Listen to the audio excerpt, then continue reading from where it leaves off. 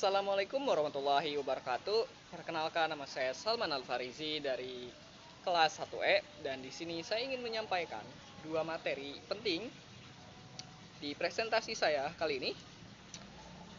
Yang pertama adalah tentang geopolitik dan yang kedua adalah tentang geostrategi. Oke, tanpa berlama-lama, saya juga akan tampilkan PPT-nya. Saya akan lanjut ke ada 6 bab di presentasi kali ini. Bab 1 adalah tentang perkenalan materinya. Yang kedua tentang geopolitik, apa itu geopolitik dan geostrategi, dan sampai yang bab ke-6 adalah kesimpulan. Tanpa berlama-lama lagi, saya akan munculkan PPT-nya.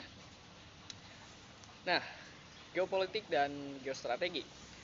Kedua konsep ini sangat berpengaruh terhadap bagaimana negara merumuskan kebijakan luar negeri, menentukan arah pembangunan nasional, mengelola ancaman global, serta mempertahankan eksistensi negara di tengah persaingan antar bangsa.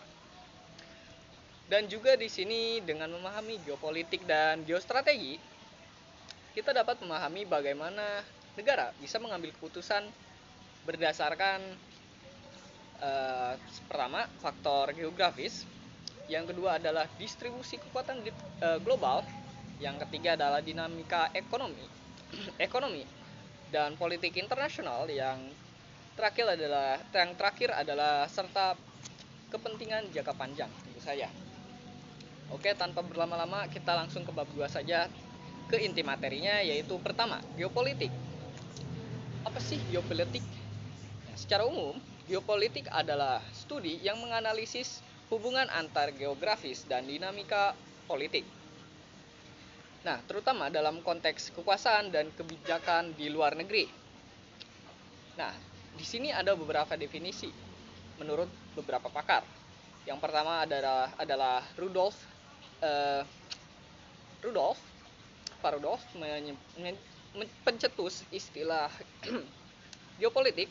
Geopolitik adalah ilmu yang mempelajari negara sebagai organisme yang hidup di dalam ruangan. Dan juga ada ada dua pakar. Yang kedua adalah Nicholas Spykman. Geopolitik adalah cara negara mempertahankan eksistensinya melalui pemanfaatan lokasi dan sumber daya. Dan yang terakhir tentang political geography versus geopolitik. Nah, di sini geografi bersifat deskriptif, sedangkan geopolitik bersifat strategis dan analitis. Jadi uh, kita gabung tiga hal itu. Intinya geopolitik melihat bagaimana letak geografis, sumber daya, demografi, lokasi strategi, dan lingkungan regional yang mempengaruhi kekuatan sebuah negara. Secara singkat, itu adalah geopolitik. Nah, yang kedua, sebelum bab kedua, ada unsur-unsur geopolitik. Nah, yang pertama adalah letak geografisnya.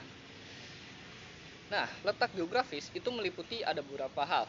Letak absolut, yang seperti garis lintang dan garis bujur, itu termasuk letak absolut. Dan ada juga letak relatif, di berbatasan dengan siapa negaranya. Di utara kita ada negara siapa berbatasan. Dan yang terakhir adalah letak strategis, akses laut, jalur perdagangan yang seperti itu. Contoh Indonesia yang berada di, tentu saja kita tahu, di Samudra Hindia Pasifik. Kita antara di dua samudra, yang mana karena Selat Malaka juga itu adalah selat perdagangan. Jadi letak kita sebenarnya sangat-sangat strategis. Nah, yang kedua, dalam unsur-unsur geopolitik adalah sumber daya alam. Negara dengan sumber daya energi besar seperti minyak, gas, logam, itu memiliki posisi tawar-menawar besar di jenjang politik global. Yang ketiga adalah topografi dan iklim yang mempengaruhi pertahanan militer, mobilitas pasukan, dan pola pemukiman. Yang keempat adalah demografi, jumlah penduduk, usia, kualitas sumber daya manusianya, yang seperti itu. Dan yang terakhir adalah keterhubungan, connectivity, infrastruktur kita seperti apa, pelabuhan, jalan, teknologi dan informasi kita sudah sampai mana di negara kita.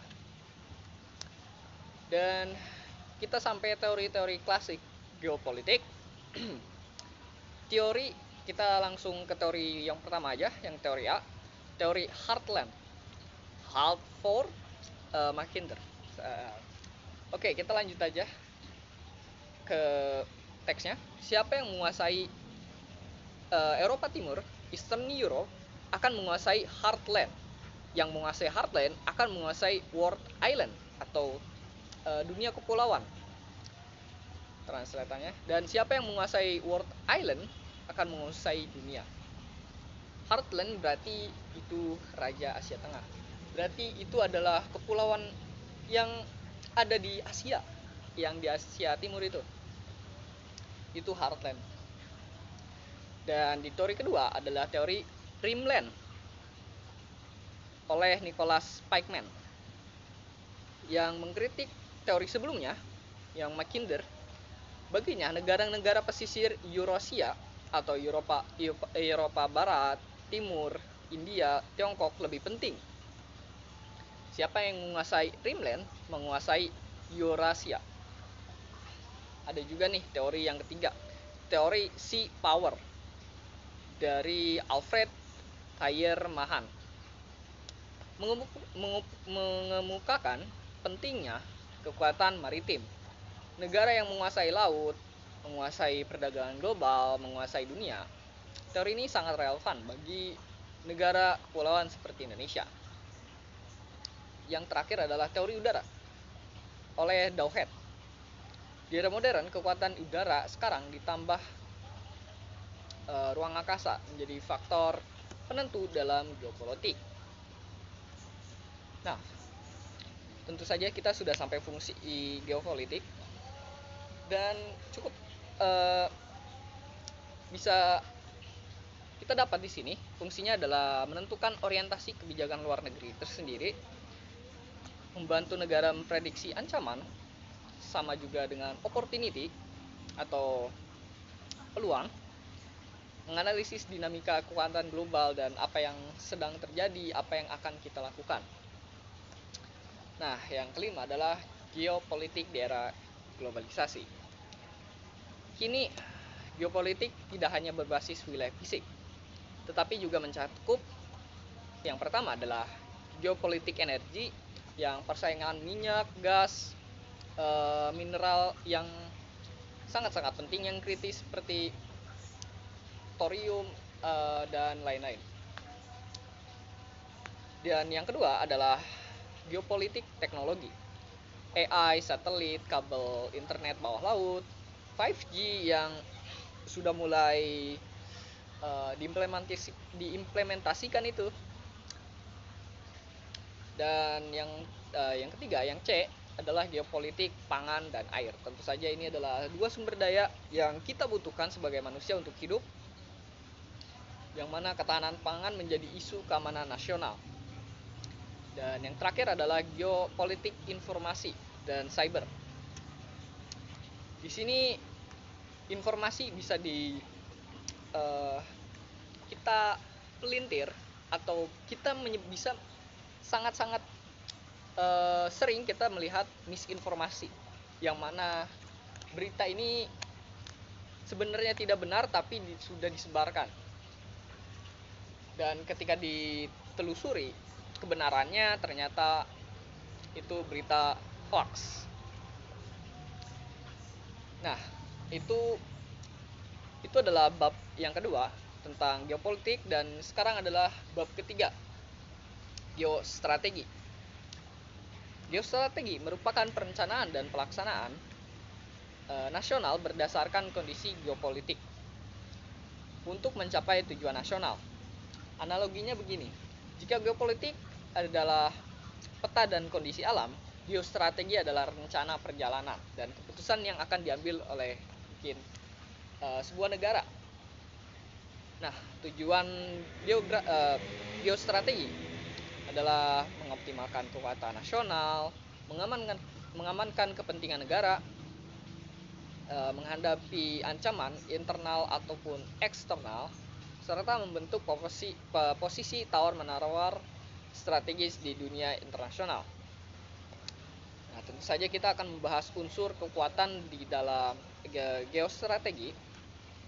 Yang pertama adalah tentu saja kekuatan ideologi yang menjadi menjadi pondasi persatuan kita, yaitu Pancasila. Yang kedua adalah kekuatan politik, stabilitas pertahanan, diplomasi, integritas lembaga, seperti itu. Kekuatan ekonomi juga kita mengambil kekuatan ekonomi seperti perdagangan yang seperti itu. Juga kekuatan militer tentu saja. Tanpa prajurit kita tidak punya keamanan untuk faktor eksternal. Dan tentu saja geografi akan sangat berpengaruh dalam hal itu. Dan yang keempat adalah bentuk implementasi geostrategi. Ada beberapa. Yang pertama adalah strategi pertahanan, yaitu dengan tentara tentu saja. Dan yang kedua adalah dengan diplomasi internasional, dengan juga pengembangan industri nasional, penguatan teknologi dan keamanan cyber, juga reformasi pendidikan dan pembangunan SDM. Nah, saya sudah membahas geopolitik dan geostrategi, apa itu geopolitik dan apa itu geostrategi. Saya lanjut ke bab 4, yaitu geopolitik dan geostrategi di Indonesia. Nah, geopolitik di Indonesia adalah sebenarnya wawasan Nusantara. Wawasan Nusantara adalah cara pandang bangsa Indonesia mengenai diri dan lingkungannya sebagai negara kepulauan yang utuh, yang meliputi darat, laut, hingga udara. Prinsip dan dasar wawasan Nusantara yaitu kesatuan politik, kesatuan ekonomi, dan kesatuan sosial budaya, dan yang terakhir adalah kesatuan pertahanan dan keamanan. Nah, ada beberapa fungsi juga untuk wawasan Nusantara. Yang pertama adalah sebagai wahana integrasi nasional, sebagai dasar kebijakan luar negeri dan pertahanan, sebagai pedoman pembangunan nasional, dan sebagai alat pemersatu bangsa. Tentu saja tujuannya adalah untuk mewujudkan persatuan dan kesatuan Indonesia, untuk menjamin keutuhan NKRI dan mengamankan kepentingan nasional. Kita lanjut ke poin kedua, geostrategi Indonesia, ketahanan nasional. Nah, ketahanan nasional di sini dibentuk geostrategi Indonesia untuk mempertahankan ekstensi bangsanya yang terdiri dari Asta Gatra. Ini pernah dipelajari oleh di kelas Bu Dedeh.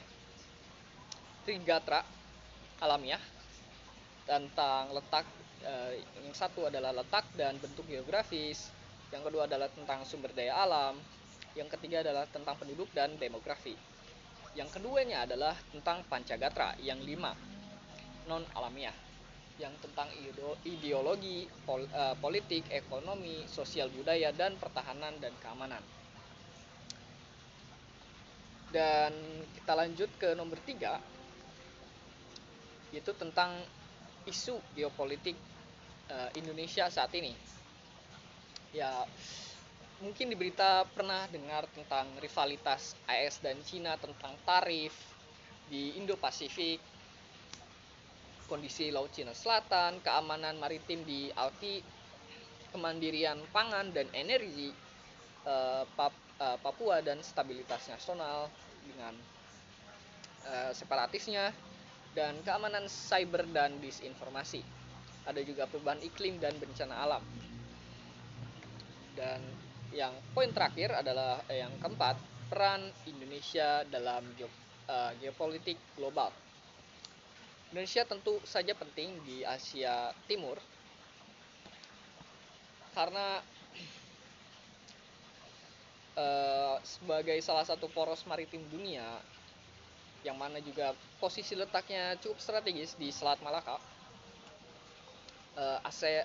Ada juga ASEAN dan diplomasi kawasan.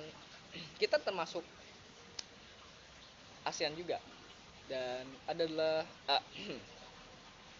dan di sana juga kita adalah mitra ekonomi strategis dan bagi banyak negara. Kita juga pernah mengikuti pemimpin negara berkembang seperti G20 yang seperti itu. Kita lanjut ke bab 5. Peran mahasiswa dalam geopolitik dan geostrategi. Yang pertama adalah meningkatkan wawasan dan kebangsaan, tentu saja. Yang kedua adalah tentang mengembangkan riset dan inovasi teknologi. Yang ketiga adalah memperkuat diplomasi budaya melalui prestasi.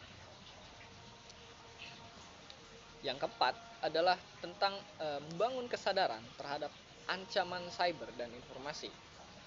Yang keenam, yang terakhir adalah terlibat aktif dalam program lingkungan dan energi berkelanjutan. Oke, sudah sampai sini adalah kita sudah sampai poin terakhir, bab terakhir, yaitu kesimpulan. Tentu saja geopolitik adalah analisis pengaruh geografi terhadap kekuasaan dan kebijakan negara. Geostrategi adalah perencanaan tindakan untuk mencapai kepentingan nasional berdasarkan kondisi geopolitik. Indonesia juga memiliki geopolitik yang unik sebagai negara kepulauan strategis di Indo-Pasifik. Dan geostrategi Indonesia diwujudkan melalui ketahanan nasional dan wawasan Nusantara. Tantangan yang dihadapi Indonesia semakin kompleks. Persaingan global, keamanan maritim, energi, cyber, dan disinformasi. Mahasiswa, saya termasuk tentu saja mahasiswa, dan mungkin kalian ada yang melihat video saya juga yang mungkin mahasiswa, sebagai generasi penerus harus memahami peran strategisnya dalam menjaga kedaulatan dan masa depan bangsa. Oke, seperti itu saja presentasi materi saya tentang geostrategi dan geopolitik. Kalau ada salah dan kurangnya dari saya minta maaf. Itu saja dari saya. Saya akan pamit undur diri. Terima kasih setelah menonton video ini. Assalamualaikum warahmatullahi wabarakatuh.